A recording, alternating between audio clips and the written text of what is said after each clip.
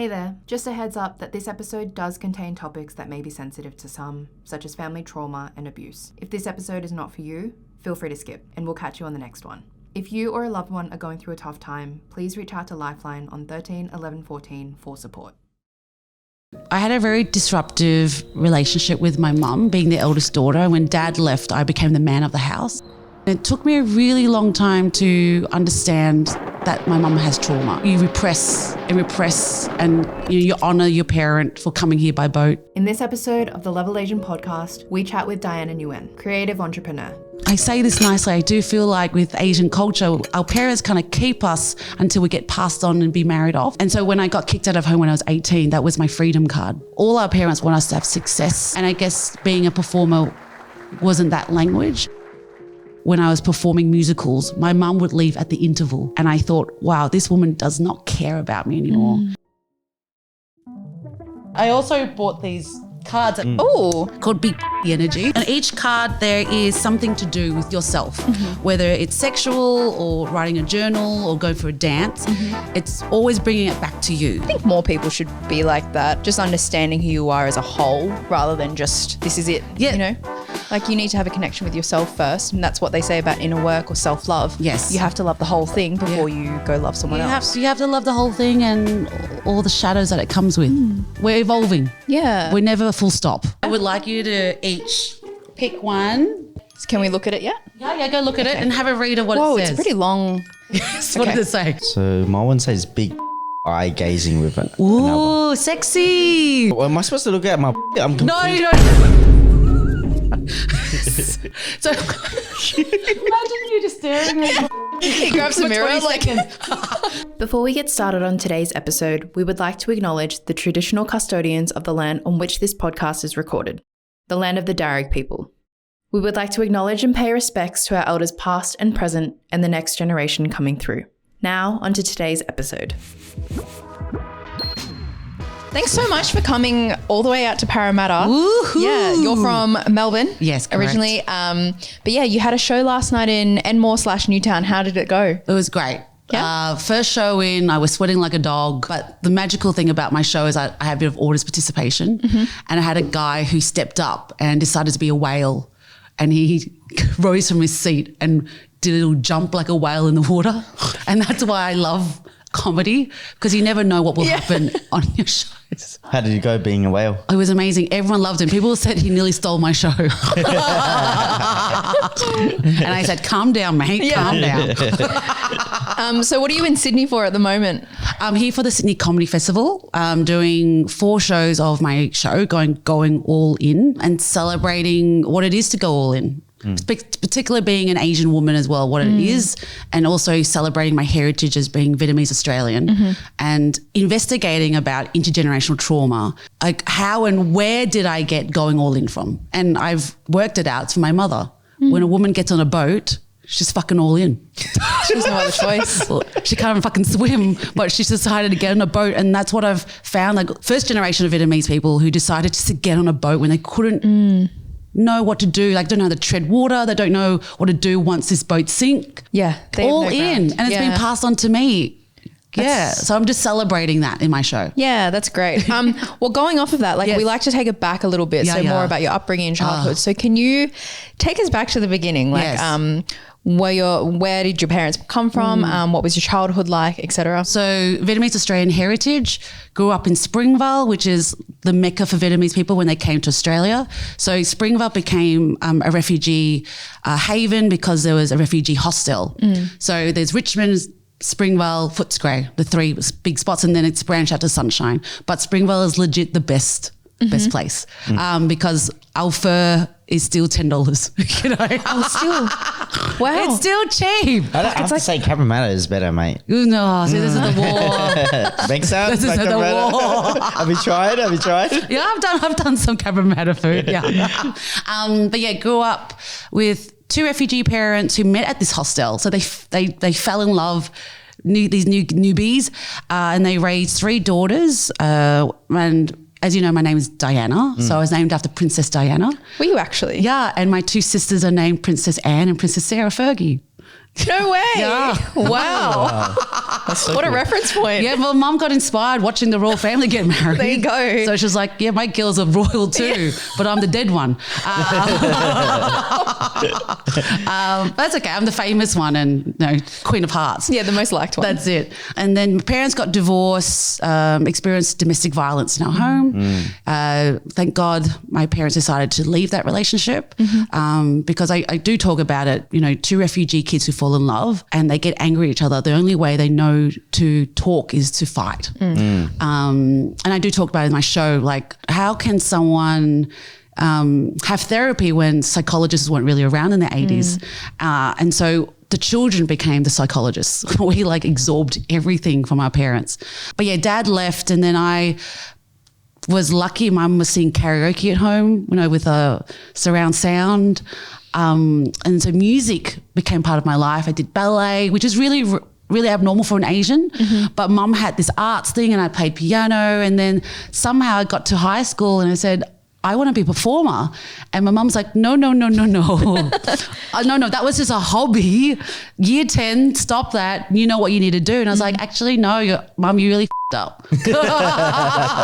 You made me fall in love with the arts. And the arts has been the reason why I'm still alive. Yeah. I really, truly believe it. If I didn't have the arts, I wouldn't know how to process me. I've been performing ever since high school, went to university, and 18 years later doing this. Did you go to university for 3 years? Yeah, Monash University, theatre and drama performance. Never made any money from it, but yeah, I do it for love. At least you had a HECS there after, Yeah, I do. I'm still paying that off. Aren't we all? Yeah. So how did it go from university and then into what you're doing now? Because obviously it's one thing to want to do performing, but then another thing to break into it and continue it on for so many years. So growing up with a single mum and me being the eldest daughter, I had responsibilities and roles that I had to fulfill. Luckily, I got kicked out of home when I was 18 years old because my mum found my first love in the closet. Because Asian girls aren't meant to be having sex. So she kicked me out of home. And I really believe that transition allowed me to really go, okay, what do I want to do? I can take risks now. I don't have someone to take care of, protect anymore. So I did the university degree and then I just went all into the acting, performing, amateur theatre, professional theatre, would get a paycheck, a check that said $7. Back in the days it was paying check, right? And then just kept doing theatre. And then I hit a spot where I was like, oh, I'm just playing 20-second roles right now. Am I worth that? I spent 3 years at school investing into me as a performer, but here on TV, they're just giving me 20-second roles, like Underbelly, Please Like Me, Jack Irish, 20-second roles. No one's going to get to know who I am. So that's where in 2010, after watching a comedy festival show at the Melbourne International Comedy Festival, I was like, what if we could write a play about what it's like to grow up with Vietnamese mothers? And so that's where Fee and Me came. And it was inspired by the lack of work I was getting. And I was like, oh my God, I can stand on stage for 60 minutes and no one can pull me off and tell our stories and sell out. And we did. 2011, we sold out. Comedy Festival. And that's pretty incredible to do. Like it's again, like one thing to have this idea about wanting to create your own storyline and be part of it, but another thing to make it happen, right? I do want to revisit a little bit later, like your family relationships and everything around that. But just to continue the storyline, how did you get that started? How did VME happen? Where did you get the funding? All these questions. How did VME start? So I became the producer, never produced before. But as you know, we've got all the tools in our toolkit if you want to make it happen. So I just kind of adapted, put posters in Richmond, Footscray, Springvale, like physically putting posters up. And in Vietnamese culture, we have those Vietnamese concerts. So I was putting our posters next to these Vietnamese concerts around Springvale just to make sure people saw it. At pho restaurants where people ate, they looked up and saw, oh, there's two girls who are Vietnamese performing a show, something different. And back then there was no Facebook ads. So literally we sold out because of word of mouth. With audiences, also we got amazing reviews. We got the Herald Sun 4 stars, 4.5 stars, which is really rare for someone who's never done this before, but we relied word of mouth and really funny videos like what we're doing now, right? Videos can change the landscape of how people buy tickets or listen to podcasts or anything. So yeah, we could make these little viral videos and perform Fee and Me. And what was so great about performing to our audience, because Vietnamese people, I make a joke about it, we're cheapskates, right? Yeah. We would rather pirate DVDs and pass it to auntie than go buy a ticket. Yep. And my greatest honor of being a performer was seeing my people sit in the audience and laugh at jokes that only Vietnamese people understood. There were some jokes we didn't translate for the white audience. And so you could see the Vietnamese people howling, laughing. But then you see the Vietnamese person turn to the white person and explain what the joke is. Yeah. And then for me, I'm like, that's comedy for me, and that's me celebrating my heritage. Like, I don't need to explain to you what the joke was. Yeah. Yeah. But it was this beautiful community in the room. And yeah, so my mum was watching the show, and for a really long time, she disapproved of my career, that I was wasting my life. In going all in, I talked about mum visiting me when I was working in retail. I used to work all kinds of retail to make this career work. And my mum came into the store and trolled me while I was working. By doing what? By saying, you're wasting your life. What are you doing putting shoes on women? Oh my God. Yeah. Oh, that's really tough. It is tough, but she's the reason why I'm here is because I wanted to prove her wrong. Yeah. Yeah. Of course. You get that, eh? Yeah. You get sometimes those pushes. You got this chip on your shoulder and you're like, yeah, you got to prove them wrong. Yeah. So did you self-fund this? Like there was this? Fee and Me. So Fee and Me, the play was self-funded. And then if we jump forward, I was performing in Orange County. So Orange County have the #1 Vietnamese community outside of Vietnam. So Garden Grove. So they invited me to perform at a 40,000 people festival, 3 days. It's like Cabramatta but on steroids, right? And I would MC in front of 4,000 people per night. When we got to LA, I realized we can't keep performing a play every single night to 100 people. We needed to be a click of a button. And so that's when the web series idea came. It was like, all right, how do we click? How do we get audiences to know the story of Fee and Me without having to come to a theatre? And so we did a crowdfund and we raised $28,000. Wow. That wasn't enough, just letting everyone know. And this was ages ago too. So yeah, this is 2014. Wow. This is before like social media became what it is now, right? 2014, before there was money like just printing everywhere, where people were just throwing money everywhere. So this is before that time too. Yeah, before this time. Like it was grassroots. Yeah. Like Facebook, but no Facebook ads. Yeah. Just word of mouth, getting people to share and share and share. And so it shared all around the world. We raised all this money. And yeah, we had to go to Screen Australia and say, we've filmed everything, but we can't finish the edit. Like we had a whole hour web series that needed to be edited and we didn't have the money. And so Screen Australia was like, all right, here's 52,000. Just like that? Yeah. Come on, it wasn't like that. There must have been meetings, non-stop meetings. It was I don't know if you know VidCon. Oh my God. Yeah, so I went to VidCon in 2019. Whoa, what a throwback. Yeah, it is a throwback, right? Yeah. And then, but 2018, VidCon decided to come to Melbourne for the first time at this, it was an amazing conference because you talk to people who are on video, YouTube. But then I was like, there must be something I can do. And Screen Australia was there and they had this speed dating chat with Screen Australia. So I went to Screen Australia and said, I don't know what to do. I've got this web series. We've raised this money. It's just sitting there for for a year and a half now, waiting to be edited. What do I do? And they said, all right, let's organize a meeting. And then 4 months later, we got the money. Do you have to go through a lot of pitching processes? No. It was a special grant. It was a post-production grant where we just said we need to finish it. And so they could see the evidence that we had an audience. Yes. They could see that the whole thing was filmed. Yeah.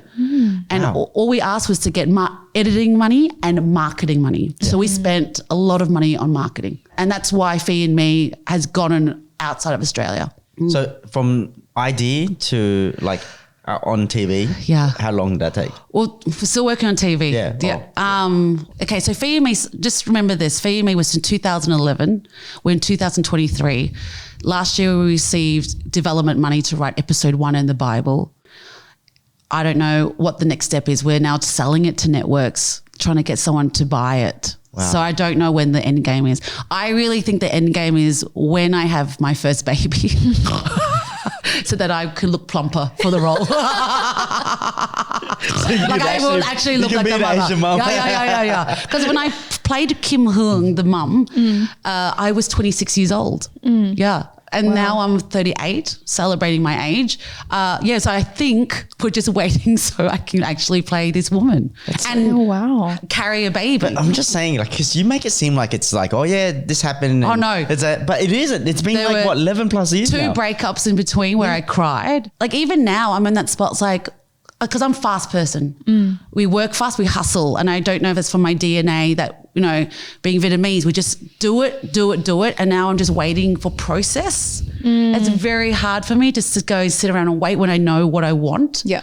So it's just like trusting the system, trusting whatever's happening. And so it's hard work.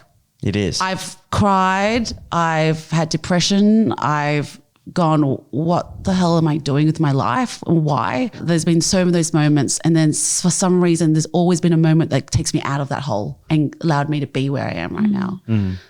But trust me, I could do a full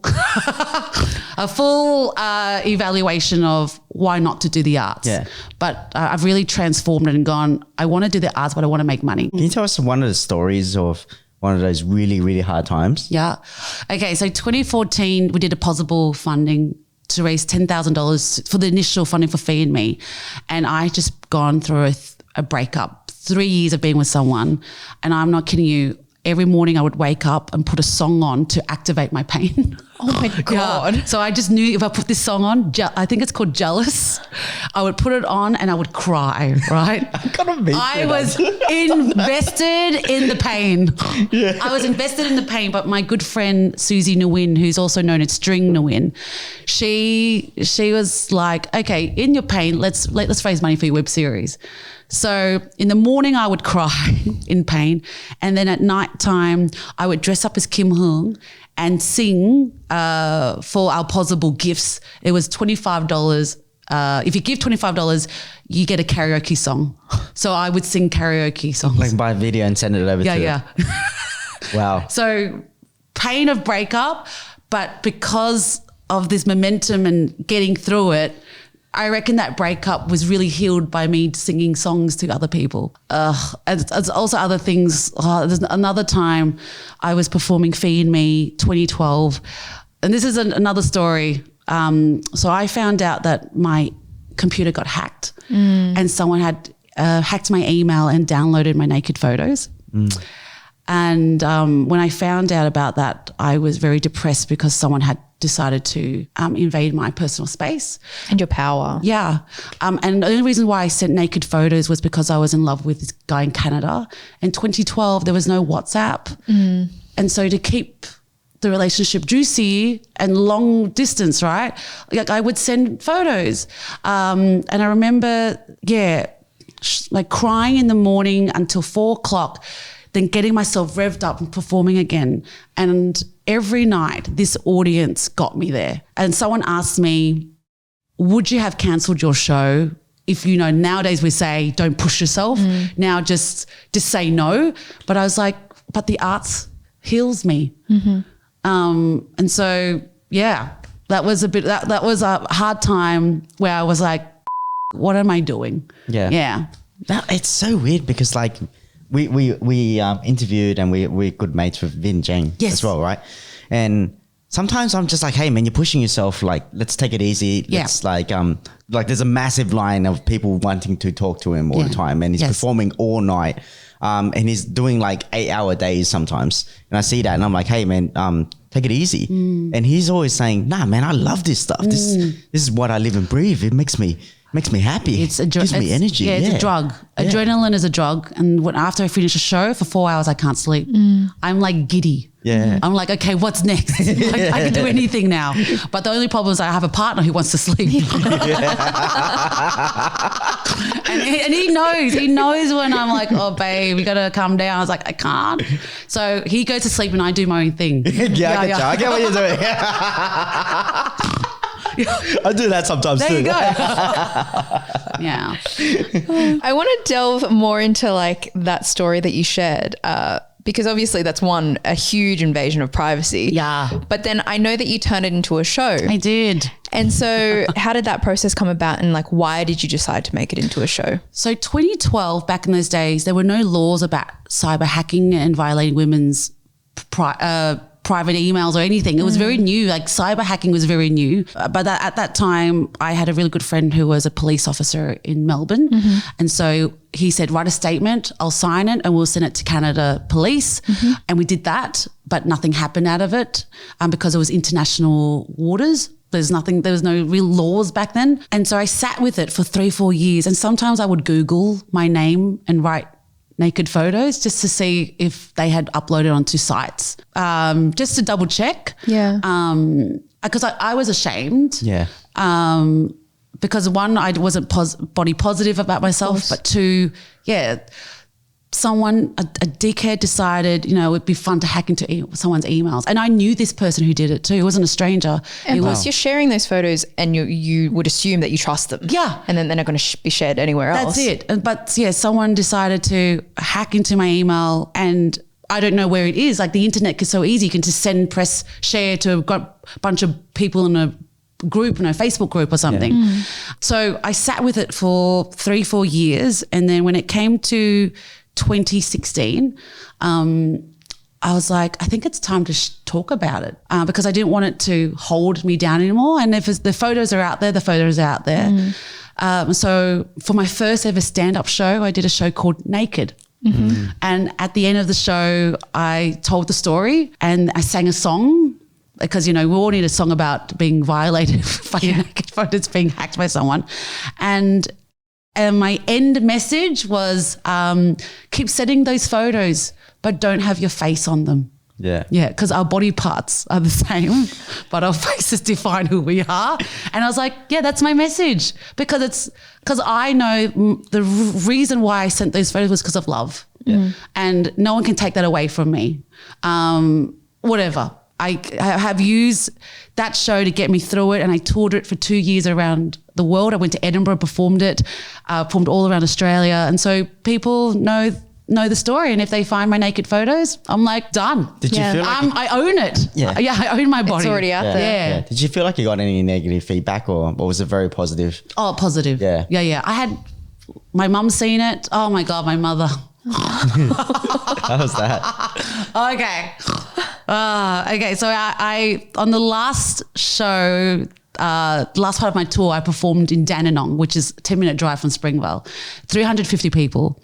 And my mother was talking to me the day before and she said, hey, do you get naked in your show? And I was like, oh, no, mum. But I do. At the end of my show, I forgot this bit. I run onto the show half naked with my boobies in my hand, yelling, I'm naked. But I don't show my nipples because I'm Asian. So. So you're not really naked. Yeah. But I'm running on, right? And so in my head, when my mum asked that, I was like, no, I'm not naked, mum. Just come.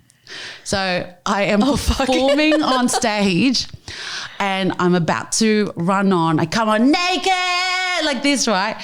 And my mum gets up from her seat, walks onto the stage with a bathrobe.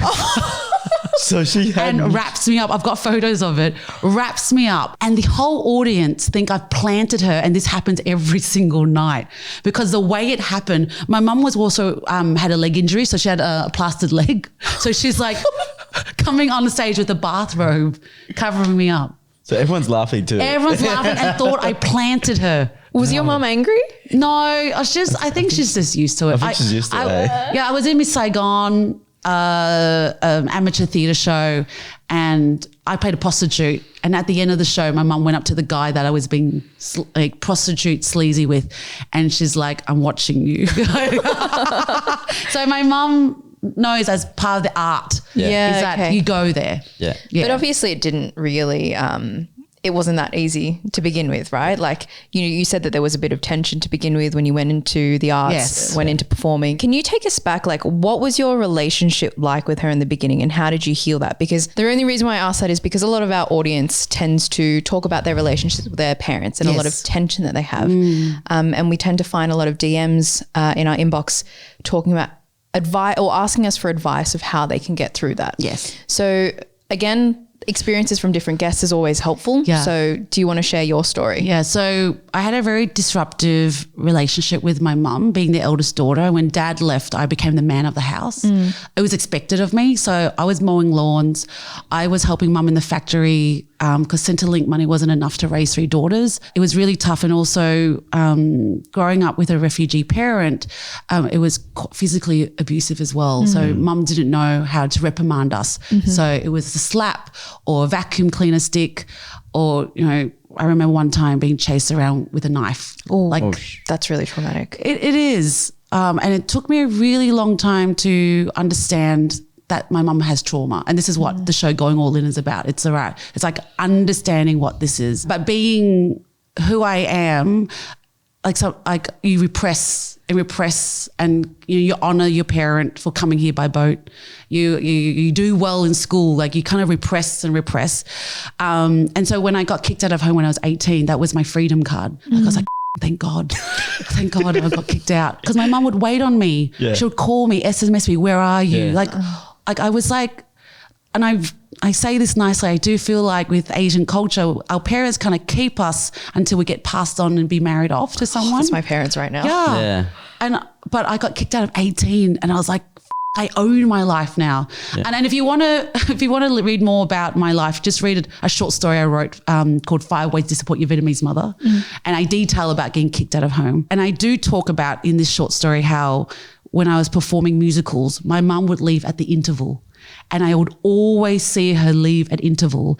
And I thought, wow, this woman does not care about me anymore. And I remember when I saw her leave my show at Monash University, interval, going to her car and driving, I made a promise to myself never to invite my mum to see my show. And that was when I was 20 years old. I was like never inviting her. So I didn't invite her for 5-6 years until I did Miss Saigon. Miss Saigon is controversial because Miss Saigon's coming back.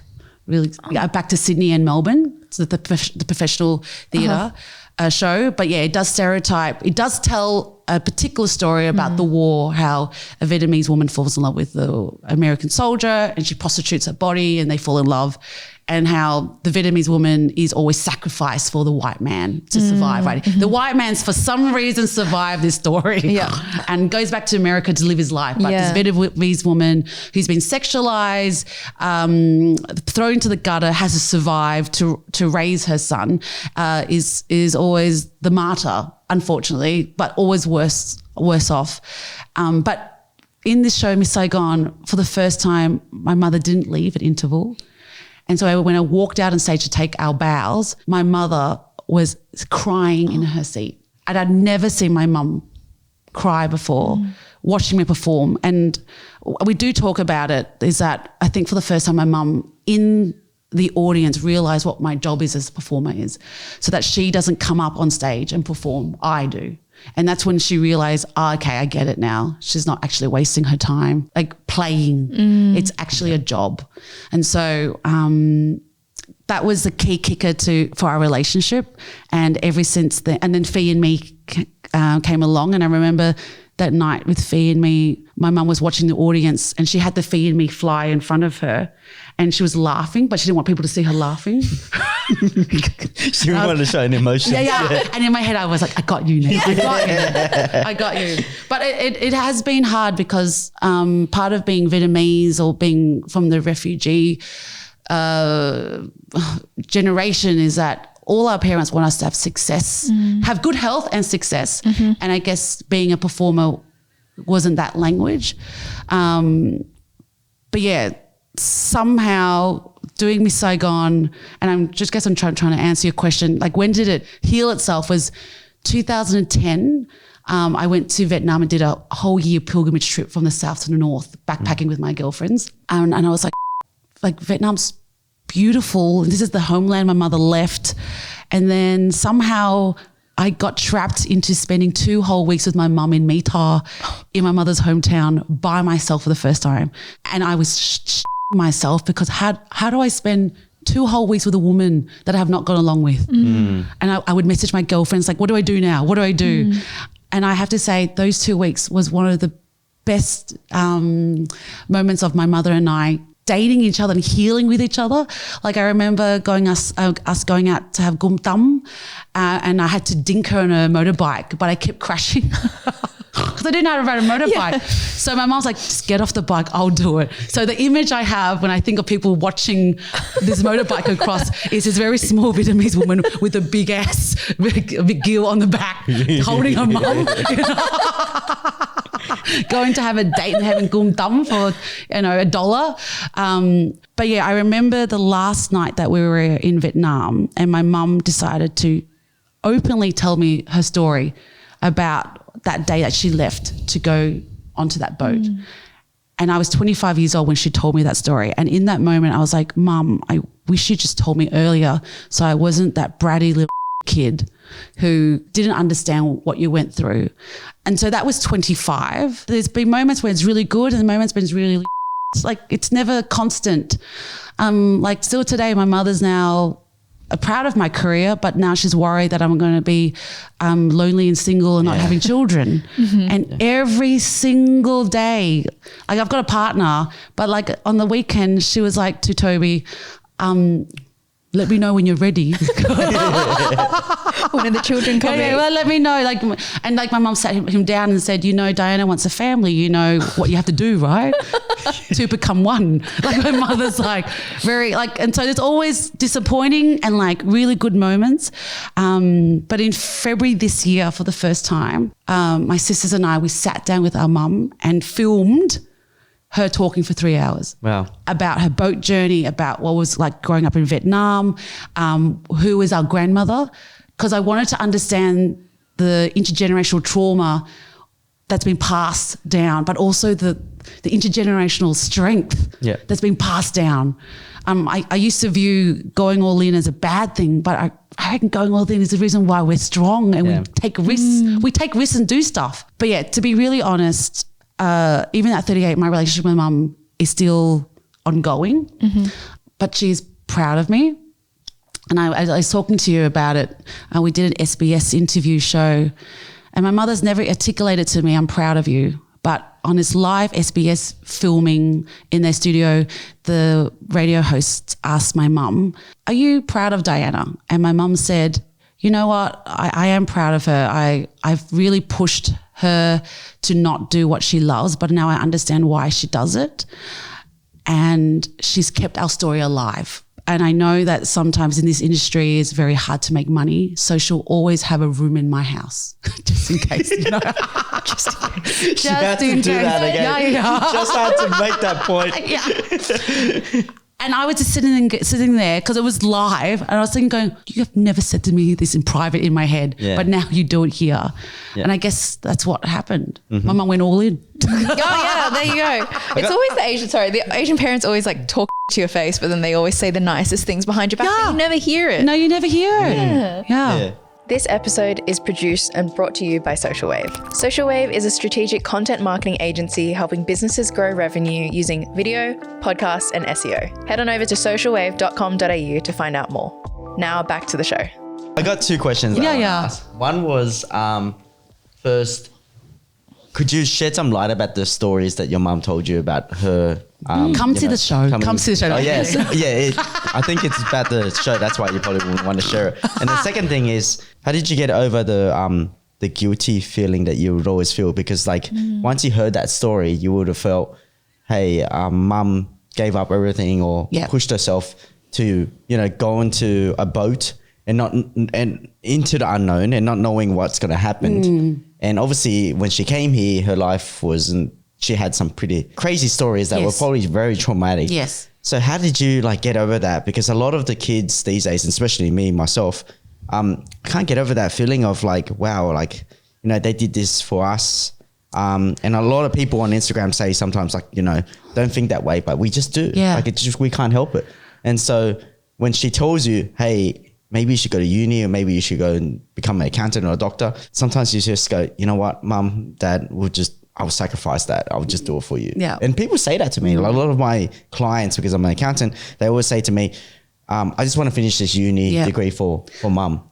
Yeah. And then I'll do my own thing. Yes. Yeah. Even though they're making so much money doing whatever they're doing right now. Yes. They're running a business, but they're studying accounting, even though it doesn't matter to the business that they're running, they still want to finish the accounting degree for their mum. It's almost like you feel like you owe something to your parents, which like we do. Well, we're reminded that we owe them, and that you can never put me in a retirement house, and a nursing home, and your money is my money.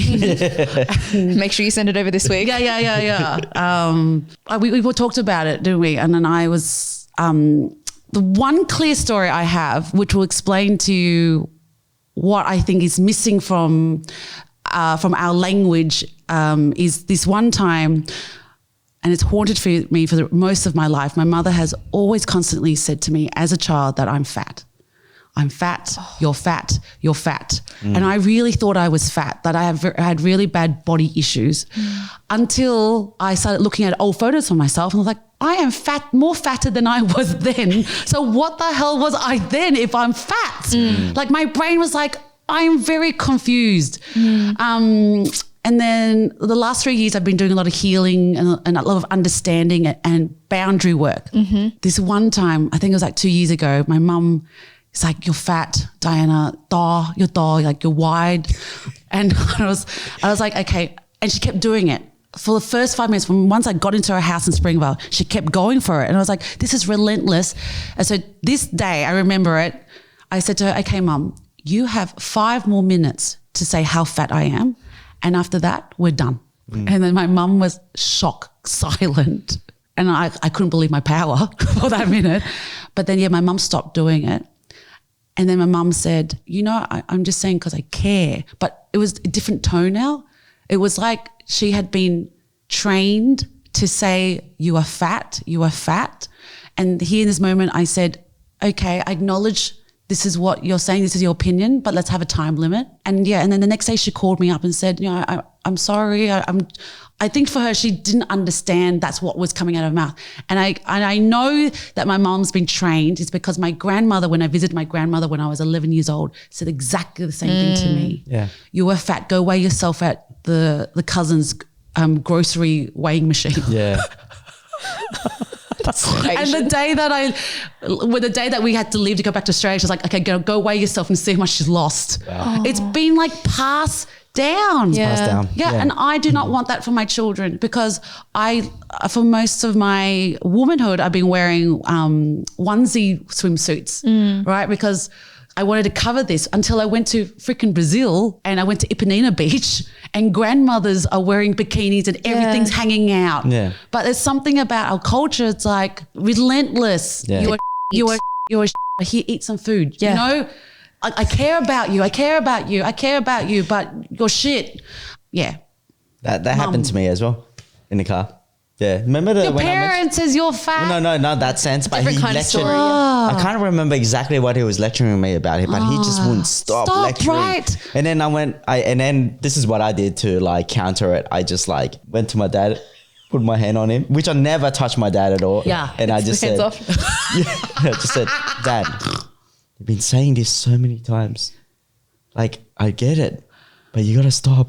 And then he was just like, whoa, what the happened? Like same thing happened. Yeah. And then he was like, and then the whole tone switched. And it's like, and for me, he was saying, hey, I'm so sorry, but like, I care about you and that's why I'm doing it. And I'm like, I think he just, it was so like insane. They don't know how to talk to you, and the only way they do it is through nagging you or telling you what to do. I'm catching myself doing that with my siblings sometimes now, because I'm the oldest as well, but my parents or my dad is very unemotional, very stoic. Yes, doesn't touch you, like you hug him and he's like he's frozen. He like pats you on the head a little bit. My mom's very affectionate, but like sometimes I'll have to tell my brother to clean his room, or like I have to step up for those kind of responsibilities. But I don't know how to actually have a conversation. It's just a sibling relationship. That's where the boundary is. I'm like, how do I do this? I don't know how to navigate this family relationship. It's all new to you, and that's all you're taught. And then you carry that on to like your other relationships. And so, okay, where this point is going is also you speak a lot about how you've gone to therapy and different kinds of therapy to be able to heal yourself. Yes. Not only through comedy and performing, but also actually doing the inner work to be able to express that. Yeah. So can you take us through what that experience is like and how you came about that? As you know, we went into lockdown, but you're from Sydney. You don't get it. It's not a Melbourne kind I of can lockdown. give you the number. Melbourne went into lockdown for 262 days. Yeah. Just to say, like, I was having a time of my life during lockdown. Don't say that. No, me too. I'll talk about it. But Sydney didn't get it until you guys went in the second year. And I'm not even kidding you, Melbourne was like, fuck yes. Yeah. Now you know how we feel, you know? And I loved it because my partner, he left Melbourne after the first year to go to Sydney and travel around Australia right in his car. And then he got to Sydney and that week he went to lockdown. Wow. So he couldn't escape the lockdown. Yeah, he got trapped in Sydney. So, but yeah, anyway. Yep. And Sydney was out here like, woe is me. Like, Melbourne, you didn't. Anyways, yeah, continue. So Melbourne went to lockdown in 2020. And a week before Melbourne went to lockdown in March, we got an announcement that Melbourne International Comedy Festival was cancelled. I had already invested $11,000. I lost $11,000. That was going to be my egg freezing money. Because I was going to make that money back and extra. Yep. And use that money to finally freeze my eggs. Egg freezing for one is already so expensive. Yeah. And to store them every year, you have a yearly fee. Well, look, I've been hoping to have it for free. Like just get a guy inside. Yeah, but it hasn't worked. Hasn't worked at all. So I was like, you know what? Let's freeze the damn eggs. Yeah. Okay, keep them young. So yeah, March 2020, knowing I lost all that money, my job is shut down. But we didn't get JobKeeper at that time just yet. Like they're still trying to figure out. And I went into depression, and that has been my cycle of life. I'm in comedy. People think you're funny, right? Like you hold space and you're jolly. But I have had cycles of depression. One, because of my relationship with my mum and trying to process that. I've had child trauma. Just every time when it went low, I went low. Like cloudy, very dark. And, you know, the crying didn't help in the morning at all. And so May 2020, I was lying in bed for another 30 days. And then I realized I can keep doing this or I make a change. And then a video came up on my Facebook newsfeed, and it was Pauline Nguyen, who is a spiritual coach. She was talking about, you know, how we can not let the past control who we are and own our lives. And so that video kind of triggered me to reach out to her and do spiritual coaching. And then I decided that I wanted some joy in my body. And I've been investigating over the years, but I was too scared to. So then I decided to see a sex therapist during lockdown. And I know it sounds funny because you think a sex therapist, you'll see one-on-one and people think you play games and you massage all that, right? I still don't know what they're doing. No, well, You're giving me some ideas. well, that's what Interesting. the thing. I was like very scared to do it, but I, for so many years, had a lot of shame down in my vulva area, and I decided I wanted to wake it up because everything in my life was awake except inside of me. And so I decided to see a sex therapist, and I decided to see a healer who is kind of like a witch healer who kind of like, yeah, I know. Every time I say that, people go, what the f-? Tell us more. Yeah. So they're medicinal people who do herbal medicine and they do song chanting and I'm really connected to the way the moons work. So new moon and how we operate and how our energy, well, like when there is a full moon, I am a wolf. I cannot sleep.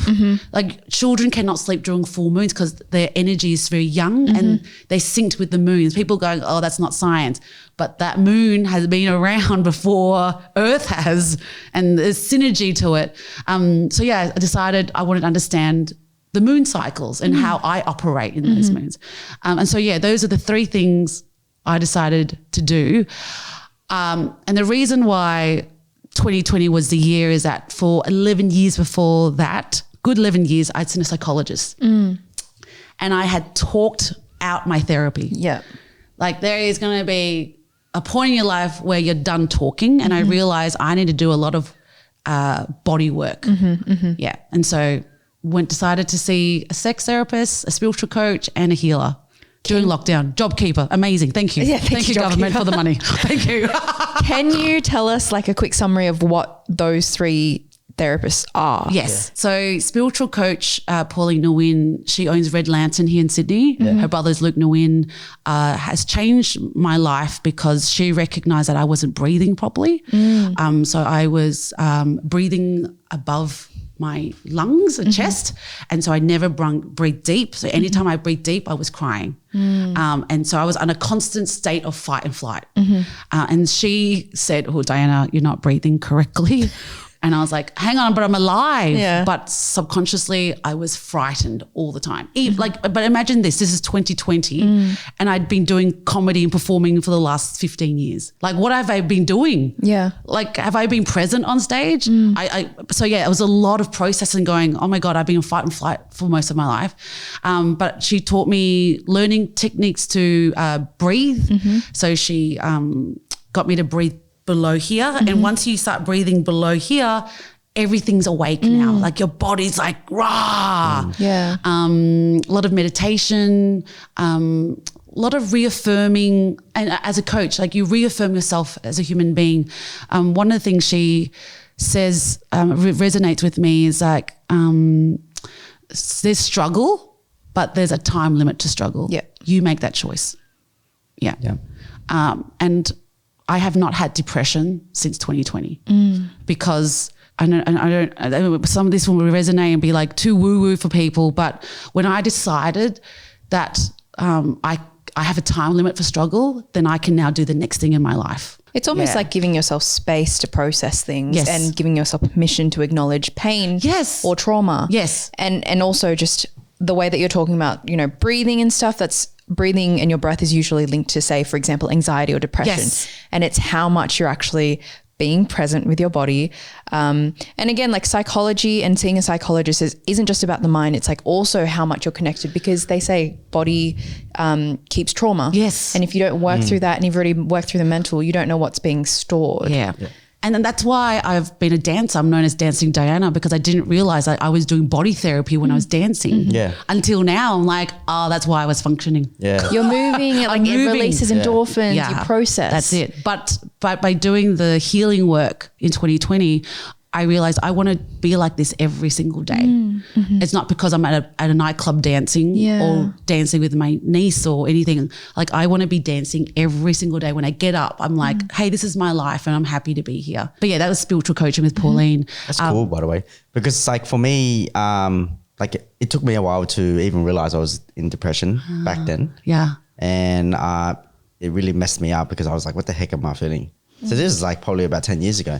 And then now the way I work that out and treat my depression is like I literally just tell everyone, hey, I think I've got depression and I need some time. Yeah. I need some time to try to figure out how to solve this problem. And sometimes what I did before, speaking to people, might not work. Sometimes I just have to be alone. I just got to try different things. Yeah. So that's my form of like, I treat depression as if it's some sort of sickness. Yes. And I just need to sometimes take the medicine I need or take anything or do stuff to change my body to help improve it. And some things I do might not work. Yeah. Or some things I did before worked that doesn't work right now. So I just got to keep trying until we work it out. But the point is I just got to accept that I have it. Yes. Yeah. Rather than just keep pushing it. The more you fight it, the worse it gets. Yeah. Yeah. So it's pretty cool. Like it resonates with me as well. And you know what the best medicine is? Nature. Grounding yourself. Yeah, go out and hug a tree.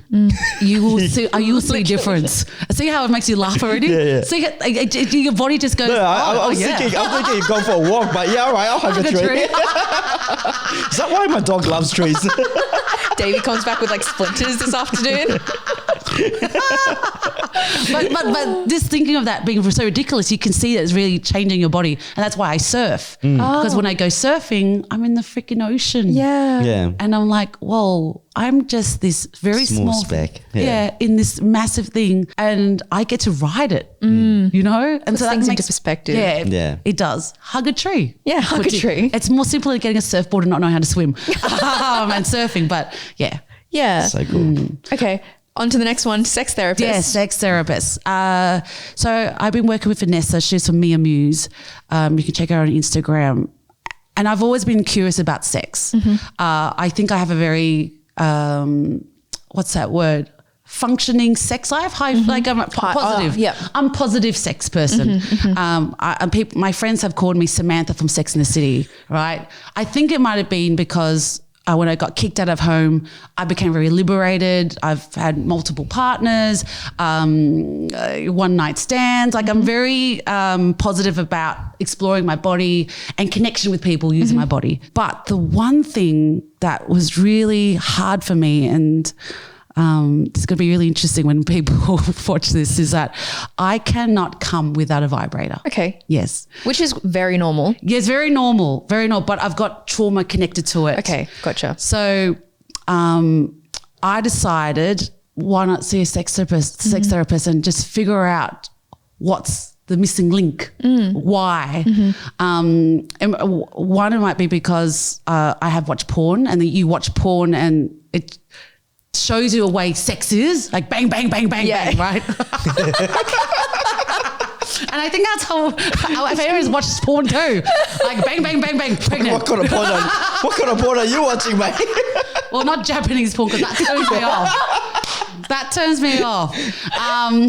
But some people are into it, whatevs. But Davey?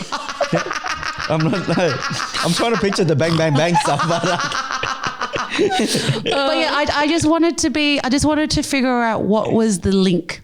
And so like I wanted to understand what my clit looked like, and apparently the clit doesn't look like anything. It's a nervous system. Like no one really knows that. No one talks about this kind of stuff, especially in Asian families or Asian households. Asian people, we don't talk about sex, and it needs to be normalized more. I know it is now. But back when I was growing up, sex was shameful. Yes. Like don't get pregnant in high school. Or get pregnant, you're 38, now you're getting too old. Like what is happening right here? It's like always one of those two. It's no boyfriend all the way until university. Yes, now you're going to get married, have a kid. Yeah. But yeah, I love vibrators because they give me joy. Yeah. And I decided, there must be more to just vibrators. And so I was like to my sex therapist, let's find the link of why I cannot enjoy pleasure when I'm with a partner, and why am I shameful down here. Are you open to sharing that, or is that a bit too sensitive? Well, I would speak to you guys honestly. So I was sexually abused when I was a child. It's okay. No, it's okay, because my show Chasing Keanu Reeves, I stood on stage and told people about my journey in 2020 and trying to connect it all. Like I really wanted to get this all flowing, because apparently this is flowing. Yeah. And so Naked was about a guy hacking my email, but this one was like, I'm no longer chasing people anymore, I'm chasing me. And so the show turned around where people realized they weren't watching Keanu Reeves, they were watching Diana Nguyen chase herself. And that's what COVID-19 did for me. Like I had the best time of my life, is because I got to stop chasing ticket sales, chasing my art form, and just be a human being. Like, it's the reason why I'm still alive and loving who I am. So on stage, I just told people that I was sexually abused, but it does not own me anymore. I will not let it shame me anymore. Yeah, so I decided to see the sex therapist, and the simplest thing she asked me was, have you looked at your vulva? And I was like, no. And she's like, I want you to go sit in front of a mirror, open your legs, and look at your vulva, and what do you see? And all I saw down there was a lot of pubes, because you couldn't go get your vulva waxed, right? And I joke about it in my show about it. Like the first thing I saw were my pubes. But I just want to say, I feel like I'm cheating on my wife right now. Why? Again, like the conversation is so taboo, right? Davey's like, what do I do right now? Do I listen? Do I not? How did you trap me into this? We just get your facial expression. I'm talking your face. No, but keep going. I'm learning stuff. This is more of an educational system for him. So, and so I get through my pubes, and then I didn't realize that I have massive flaps. because I've never looked down there before. Guys have gone down there, have seen more of me than I've seen more of me. It's very true. Yeah, because we weren't taught that. No one, never taught it. Primary school education was like, put a condom on, insert. And that's it. That's it. Like, there's nothing about exploring, massaging yourself down there. Like, guys massage yourself all the time. What are you talking about? I don't know what you're on about. But then it's also the conversation of your reproductive health, right? Like America has tampons that you don't have to. You don't have to insert manually. No, but they've got a little insert, stick. a little parachute. Whereas like Australia, it's literally the diagram is chuck your finger up there and then Bob's your uncle. Like. Yeah. So, that's. What the fuck is going on? We're talking about sex stuff now. No, I'm just so confused. Flaps and parachutes? Yeah. Like, I'm so confused right now. So in America, they've got the tampon, right? You know the tampon? Have you seen, do you know how tampons are used? I know what the function of that. I've never had to insert one. Plug it, yeah.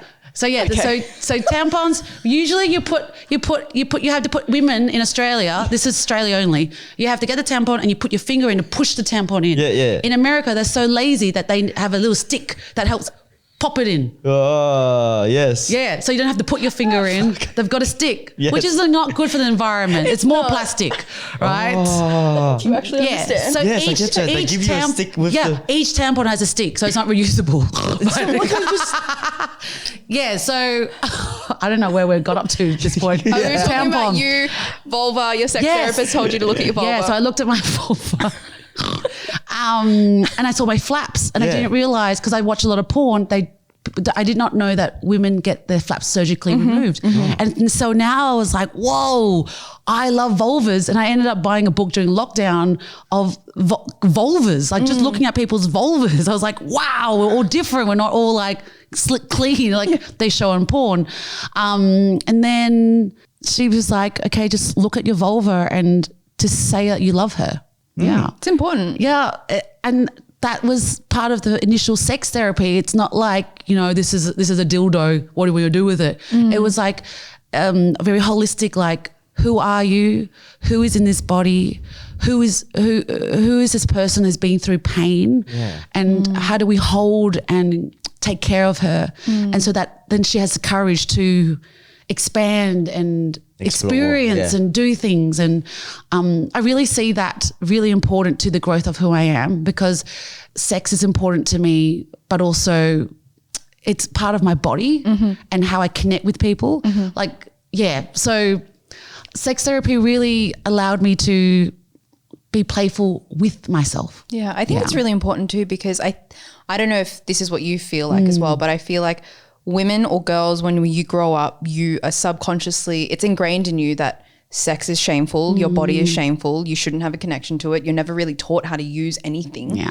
And so when you get to adulthood or whenever you're exploring, what are you supposed to do? Where's the toolkit? Where are the resources? Yeah. There's no education except for porn. Yeah.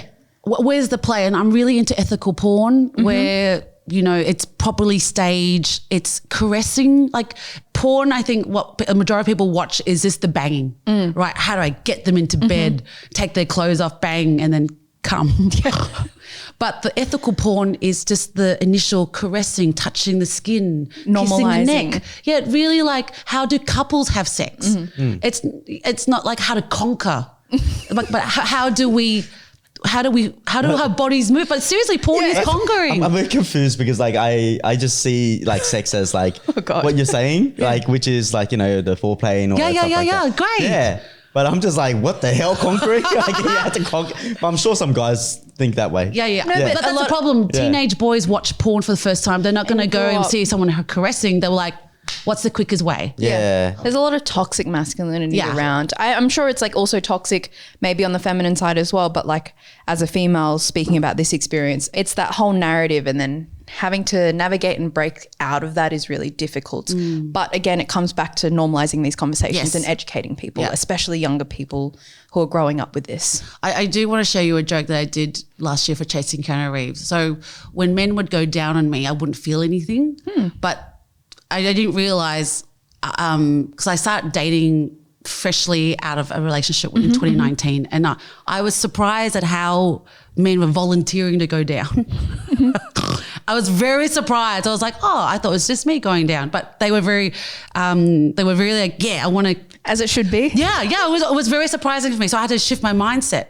But I never really enjoyed it because of the shame. Yeah. And so that was one of the things, was like, let's figure out why I can't connect the link together.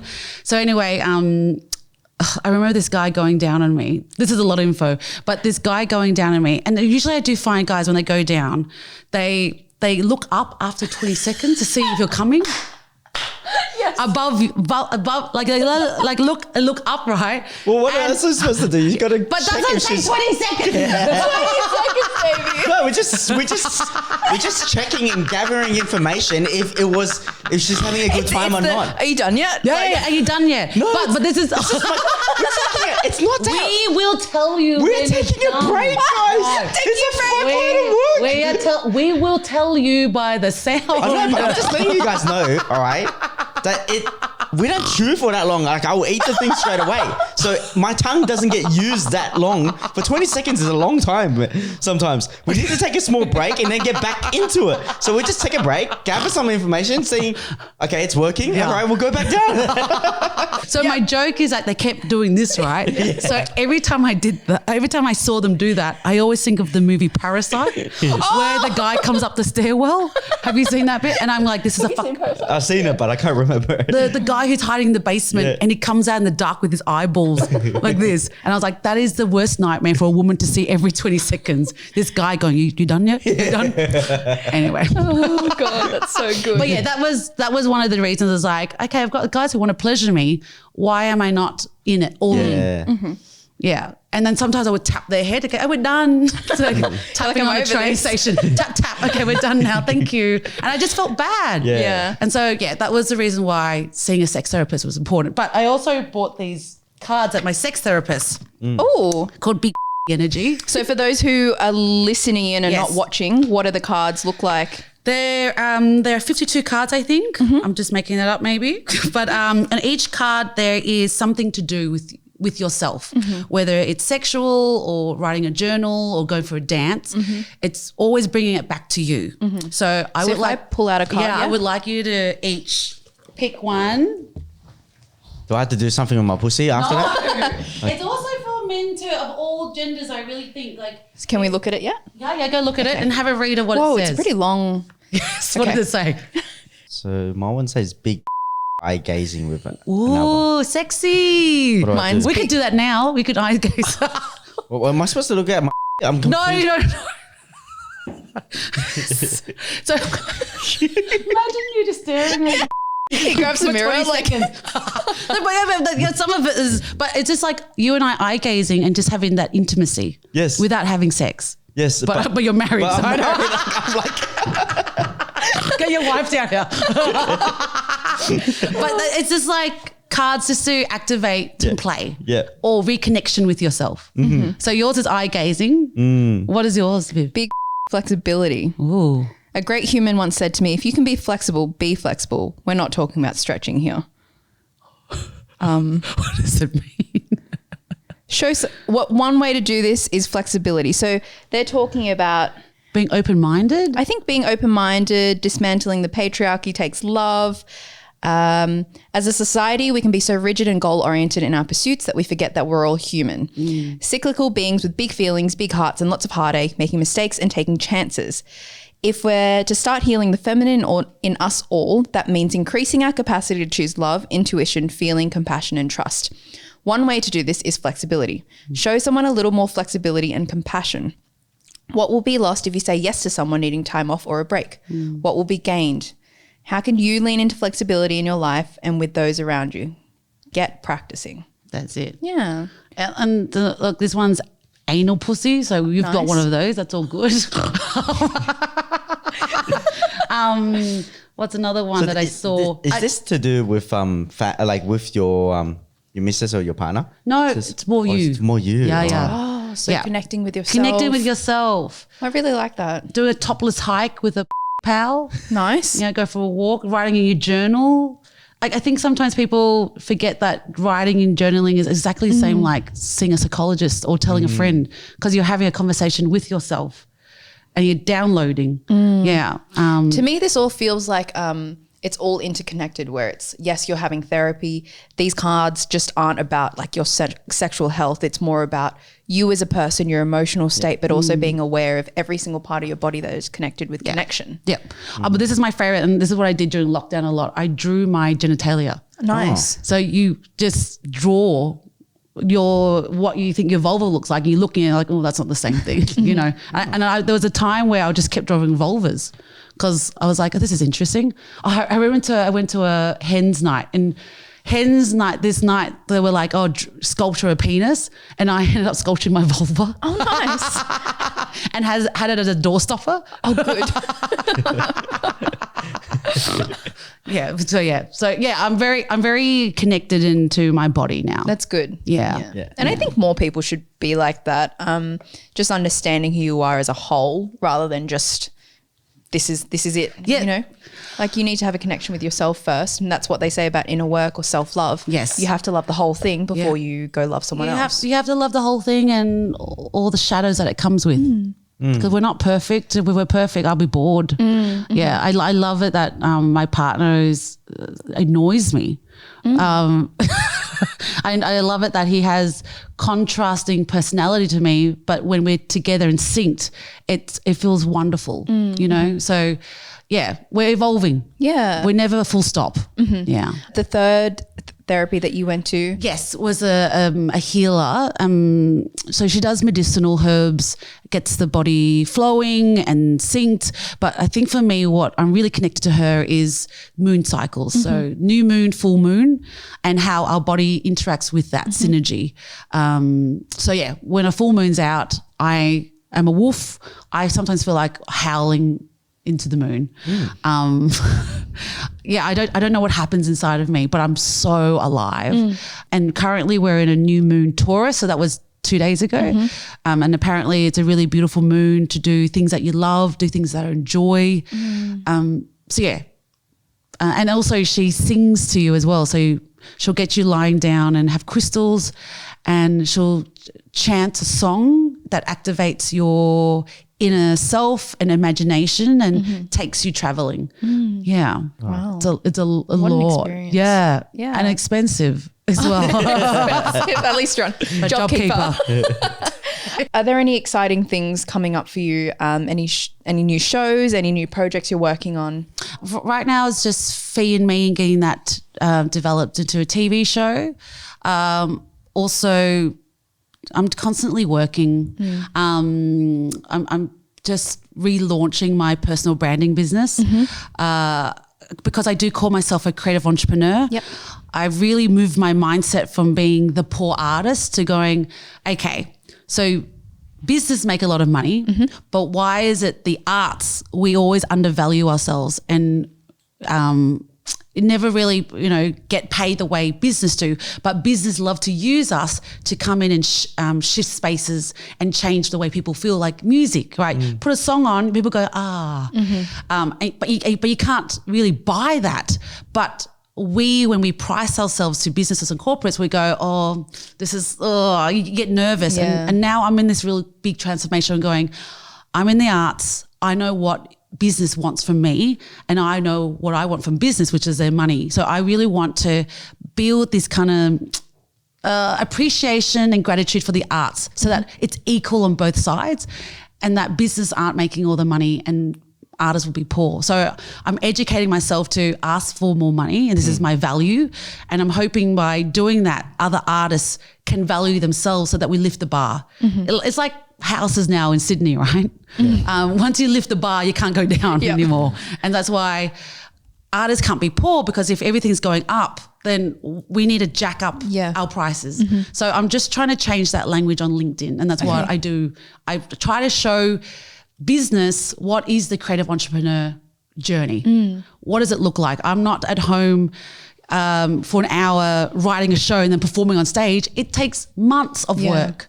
Right? Marketing, doing this. It takes months of work. No one sees the behind the scenes. But when you show people behind the scenes, they go, oh. They see how much work that's there it. is. So I'm trying to change the way we think about the creative arts. For sure. Yeah. Okay. I guess to leave it on a good note as well, for those listening, younger generations or anyone listening in who are feeling really intrigued, do you have any words of advice or just leaving us with some words of wisdom for our audience? Yeah. I think what I've come out this year has been two things, boundaries. Because when you put boundaries up, you protect yourself. And when you protect yourself, people know where they stand.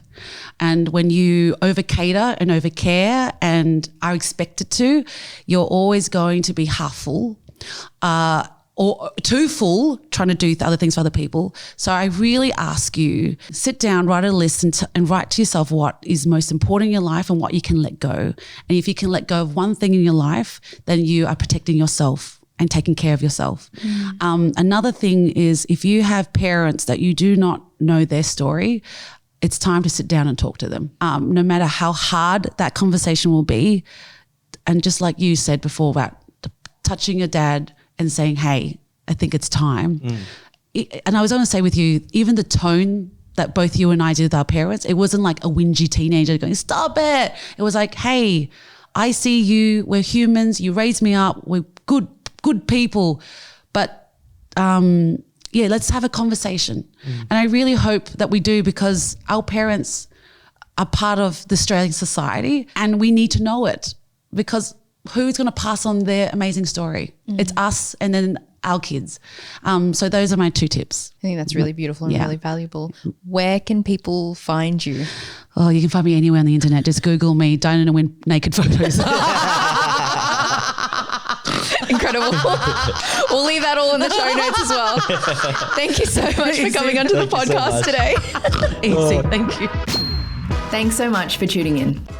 A lot of work and effort goes into Level Asian with a whole team behind the scenes. While we aren't looking for anyone to pay for this content, what helps the podcast grow, reach more people, and benefit more Asians around the world is if you could leave a 5-star review if you're on Spotify, Apple, Google, or any other audio platforms. And leave us a like, comment, and subscribe if you're watching on YouTube. Catch you on the next episode.